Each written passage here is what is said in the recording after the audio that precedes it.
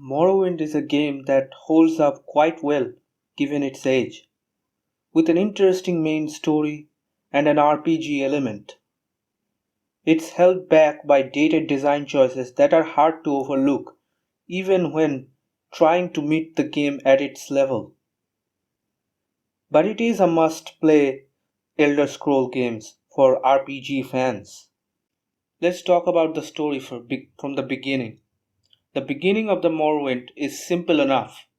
Arrive in Saidanin, make a character, choose your class, choose your sign. It's all at once, which is honestly overwhelming, but ended up choosing low blade and light armor for my major skills and things like armor and destruction as my minor skills. As I played the game, it became apparent that this is not even the remotely close enough level for efficiency.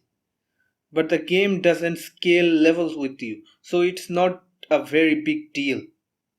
I'll come back to that thoughts a moment later. I've already seen some Morrowind videos, so I knew that the sign of the lady is absurdly strong for most build, so I chose that.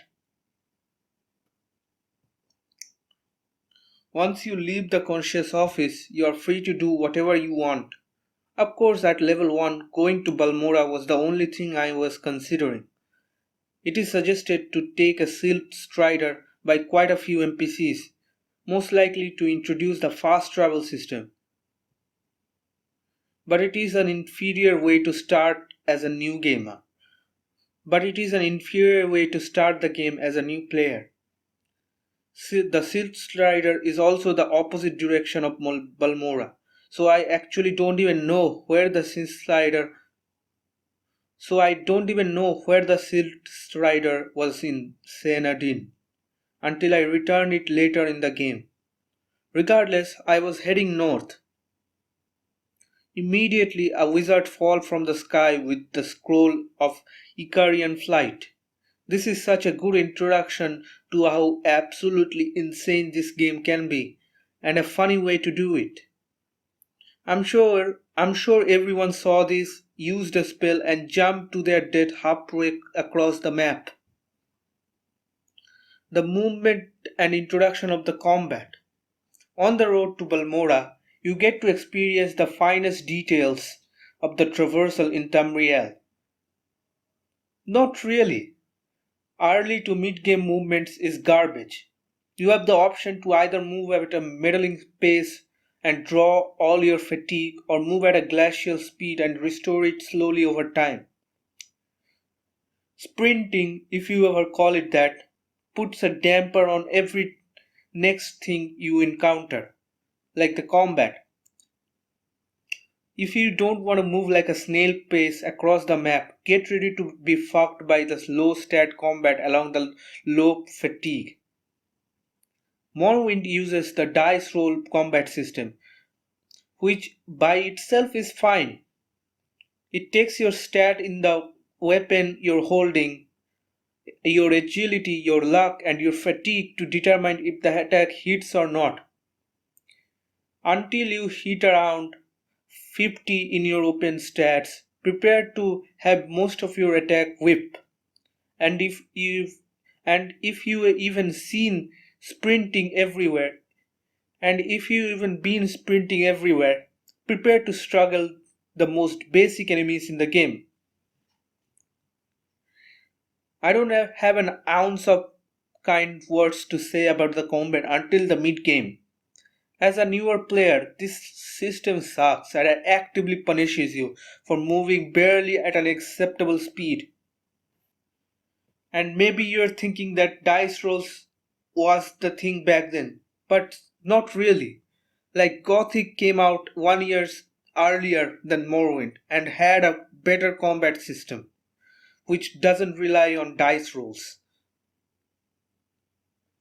You just spam one attack and nothing else. The game even has a toggle to make it so that the weapon only ever attacks with its best type, which may have been added in OpenMW, but it's a must use once you have gotten used to the combat.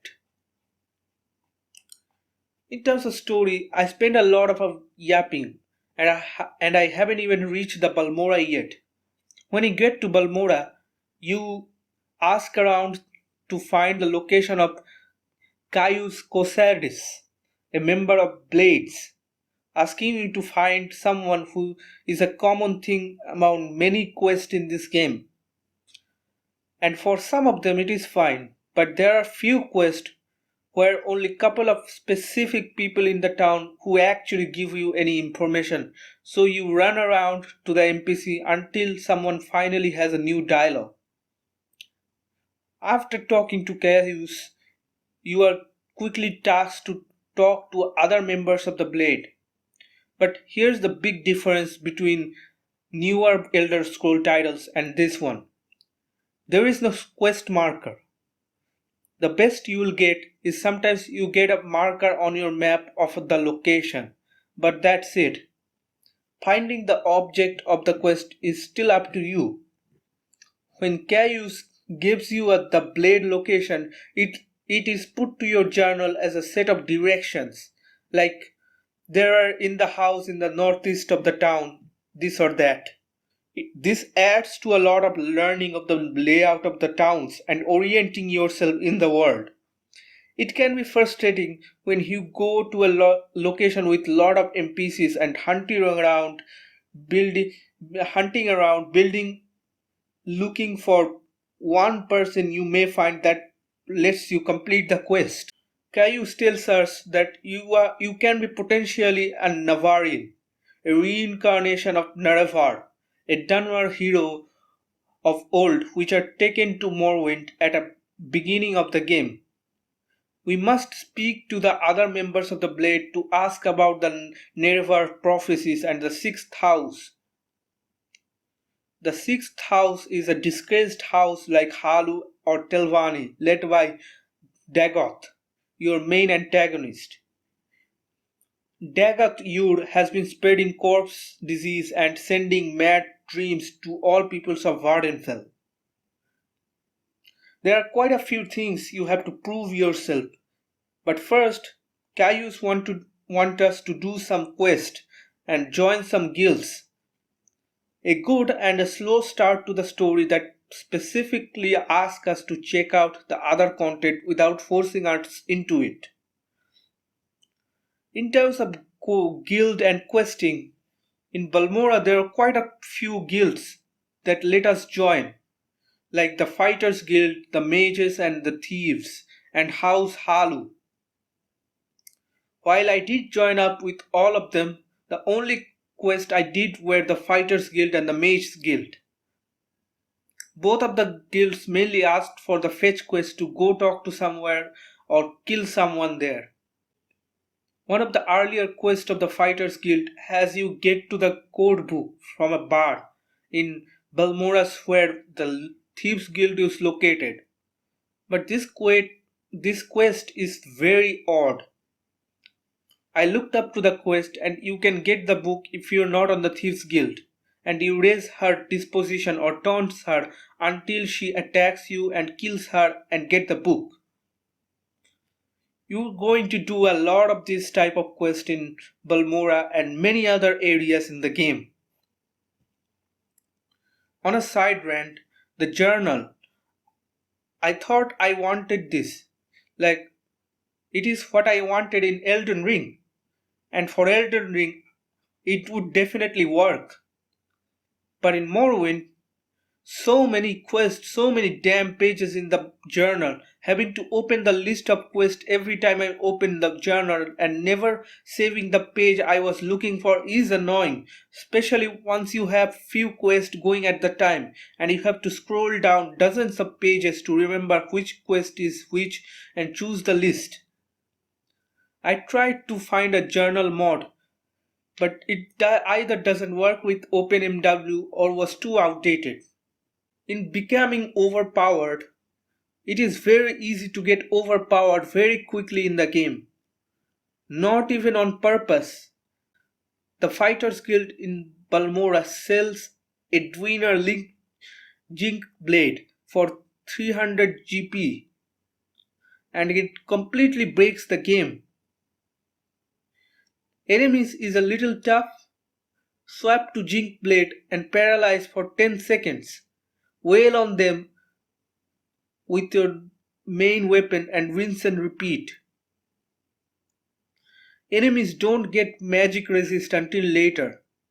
The 10-second paralysis in the early game is so cheap that it is ridiculous. The Tribunal DLC adds in the Dark Brotherhood assassins that will ambush you if you rest at a random times. But they are never too difficult, especially if you bought the Jinx Blade. They sometimes drop an excellent light armor that can't be outclassed until glass and sells for a decent chunk for a change. There is basically no reason to exploit the game to get broken like Skyrim. Absurdly strong weapons, equipments and spells exist as an allowed mechanic, and it trivializes the game. But it is fun to find and fly around a map with 300 speed and 100 acrobatics. If you are running with long blade, getting Umbra early is a must. Bring the Jinx Blade and paralyze the Umbra for free high-powered claymore that carries you until you find Chrysamere. Skipping ahead, the story is acceptable until you go to the Ashlander camp in the north. There, you are given the 7 trials of Navarin. At first, I was pissed. 7 trials? Are you freaking kidding me? I was so tired of traveling across the map for stuff, and I'm gonna do it 7 times? Thankfully, some of them have already been done by the main quest. So you start at a trial 4. You are an outlander who become immune to corpus disease and therefore all other disease throughout the story. Visiting the Ashlander camp is trial 3, and trial 4 and 5 are where things get interesting. You must convince all the houses, Halu, Telvanni and Redoran, to name you their Horador, a leader in times of crisis. While it is a bunch of fetch quest, the way it is presented is fun, and gaining the trust and favor of various council members to get their vote is very much an engaging gameplay. The house that possesses the most trouble is Telvanni.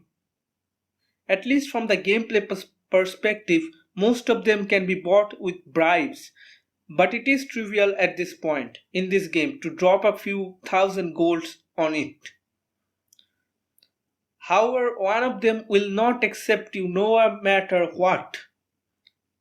At first, I thought it was like the other house, which one of them will follow you conscious, and you just have to get the other houses on board and they will accept. Unfortunately, if you max his persuasion, he will tell you that he has no intention of voting for you. Okay, what now? There are no leads from there, and the journal has no info, so I killed him. I did it in a classic elderscroll fashion and dropped in a quick save and went to the town and wait, no one is angry at me. No guards give a rat ass about what I just did. That was the right way, right? Yes, it was. The members of the house Telvanni have speakers. Basically mouthpieces you can talk to and ask about the head of the town, head of the house. I eventually found them hidden away in the tiny corners of Sadrid Nora, an absolutely abysmal location, and tried to find the guy's speaker. What the hell? Where is this guy? I looked up to him and he's dead. You're supposed to talk to him, and he suggests that no one cares if you kill this guy to get the orator's vote from the Telvanni. But he is hidden in this labyrinthian building. It took me 15 minutes to hunt through, and I stumbled upon the solution. But not because the game helped me to get there. The game does have some problems with setting the newer players into the main quest. But once you get down to it and pass those barriers, it is very fun. In terms of cities, Balmora and Alt rule. I was so tired and looking around in cities. They have more skills than Skyrim. But it's like Skyrim in there are actual NPCs who will barter, trade, or give you quests, and the basic NPCs with nothing but a bunch of repeated dialogue options. I appreciate the size, but having some way of knowing who was worth talking to would be helpful. Like Gothic had a major upgrade over it, where the people you have to essential NPCs were namely written and the generic NPCs are given generic names like miners or uh, miners or town settlers, etc. In terms of leveling, as I said before at the start of the post, I did not level efficiently. While it seemed too important to choose your major skills at things you're good at, minor at other skills you want to be good at if you get around it.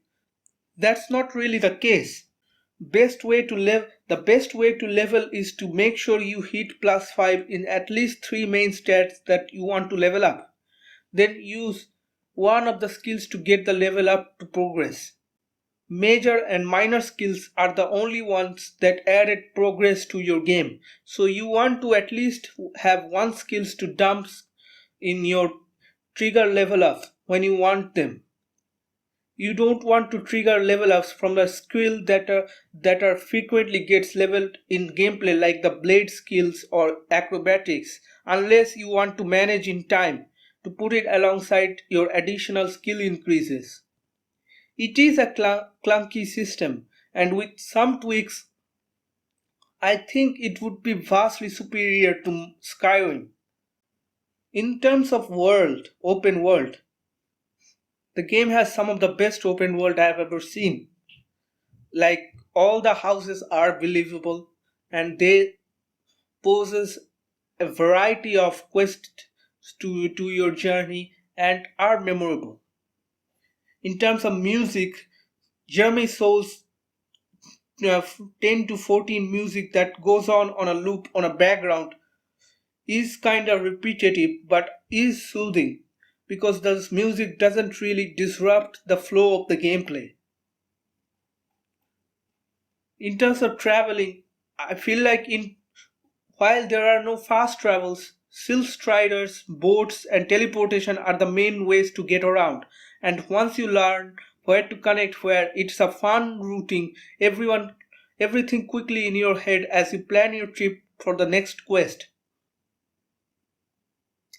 I do wish there were eventual fast travel unlocked though, like in Dark Souls where after you spend quite a lot of time in the game, halfway through the game you do unlock the fast travel system and it is very rewarding and engaging. In terms of economy, this shit is so broken, like it is so broken. The best general merchant is Creepers, a creature who does not get affected by mercantile skill, so it buys and sells at a full price. There are mud crab merchant, but it does not buy that many things and is in shit location, so I never went there. There's so by the end of the game I had about 3 millions of gold and didn't worry about gold pretty early when I stole soul gems from the mage guild with telekinesis and had 17k gold already. In terms of alchemy, I made a bunch of speed potions with alchemy, trained to 100 and flew around the map with 2000 speed, and I love it. They're actually fun in breaking up the game's economy in this game.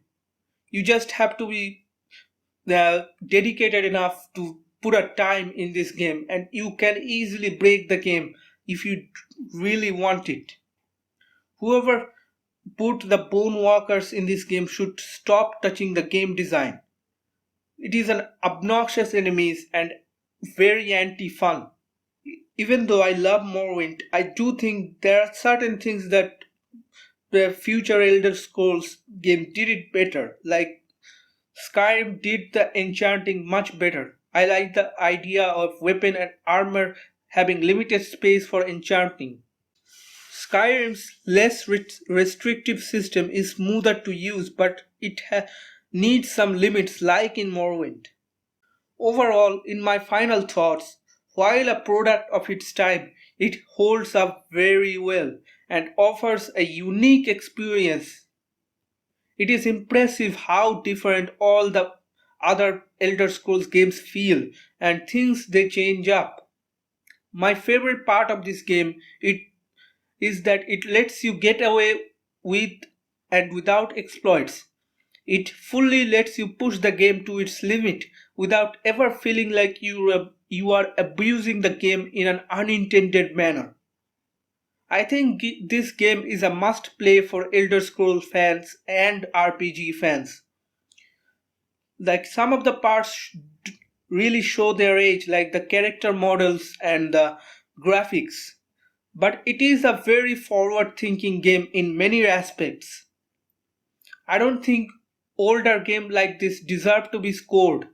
I played it for the experience it offered and it delivered. I hoped for Bethesda to polish up those rough around edges in this game in their next Elder Scrolls, but which did not happen.